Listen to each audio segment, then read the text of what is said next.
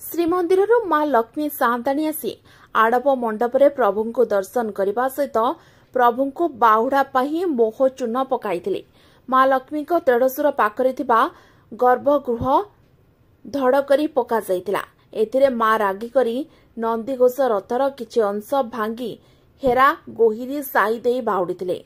बुधवार ठारू बाहुड़ा प्रस्तुति पर्व आरंभ होइछि। सकाळ धूप नीति परे तीन ठाकुरଙ୍କ आज्ञामाळ तीन जन पालिया पूजा पंडा हाथ में धरी तीन रथरे लागी करथिले। या परे तीन रथर दक्षिण मोड़ आरंभ होइतिला। गुंडीचा मंदिर सिंह द्वार ठारू रथ मोड़ खाई तालध्वज और दर्प दलन नाकचणा द्वार आसी लागितिला।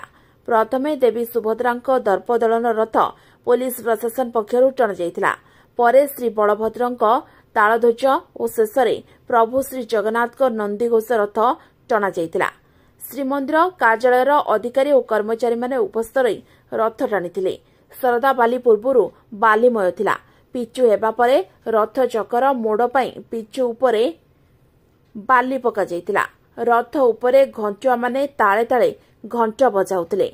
श्री बलभद्रंक तालध्वज रथ और मां सुभद्रांक दर्प दलन रथ श्री गुंडीचा मंदिर नाकचणा द्वार निकटरे लागितिला।